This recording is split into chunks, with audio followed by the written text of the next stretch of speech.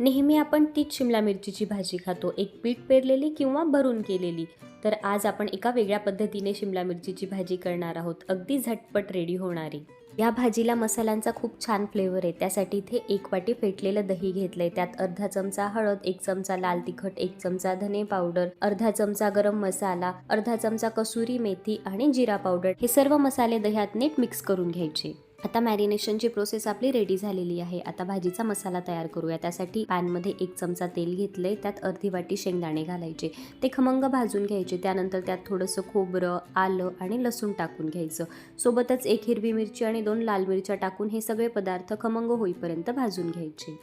जसे हे मसाले भाजले जातात तसा त्यांचा छान खमंग वास सुटतो. त्यानंतर गार करून हे मसाले आपल्याला मिक्सरमध्ये फिरवून घ्यायचे.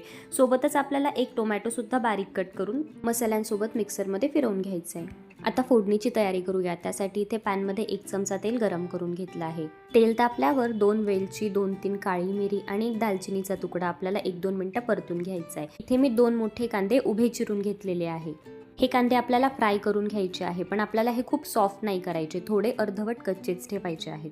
तुम्हाला हवं तर कांदे आणि शिमला मिरची तुम्ही वेगळे सुद्धा फ्राय करू शकता, पण हे या स्टेजला फ्राय केल्यामुळे आपला वेळही वाचतो आणि प्रोसिजर पण इझी होते. कांदा फ्राय झाल्यानंतर आपल्याला शिमला मिरची सुद्धा फ्राय करून घ्यायची आहे. शिमला मिरचीचे इथे उभे उभेच काप केलेले आहे. यामुळे भाजीला एक वेगळी चव आणि टेक्स्चर येतं. शिमला मिरची कट करताना त्यातील बिया काढून घ्या.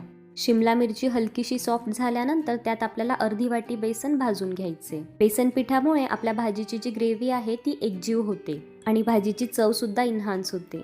4-5 मिनिटं बेसन पीठ नीट भाजून घ्यायचं, जोवर त्याचा कच्चेपणा जात नाही तोवर, आणि हळूहळू करून आपल्याला ते शिमला मिरची आणि कांद्यामध्ये मिक्स करून घ्यायचं.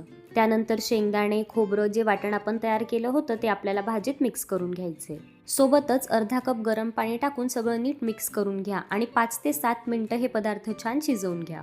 झाकण ठेवून शिजवा आणि पाणी टाकताना नेहमी गरमच पाणी टाका, ज्यामुळे मसाल्यांची चव डायल्यूट होत नाही.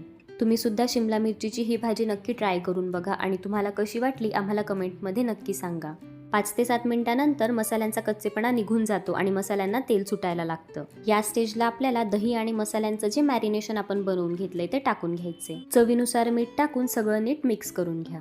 जर दही फेटलेलं नसेल किंवा भाजी बनवताना दही टाकलं तर ते बऱ्याच वेळेला फाटायची शक्यता असते, म्हणून आपण आधी दह्याचं मॅरिनेशन करून घेतलं, त्यानंतर ते भाजीत टाकलं. आता झाकण ठेवून 5 ते 7 मिनिटं भाजी शिजू द्या. कमी तेलात चविष्ट भाजी. 5-7 मिनिटांनंतर आपली भाजी रेडी आहे. भाजीला छान तवंग आलेला आहे. आता त्यात छान कोथिंबीर घाला आणि पोळीसोबत, भातासोबत, कशासोबतही तुम्ही ही भाजी एन्जॉय करू शकता. रेसिपी आवडली असेल तर व्हिडिओला लाईक करा, शेअर करा आणि अशा छान छान रेसिपीजसाठी श्रद्धाज किचनला सबस्क्राईब करा.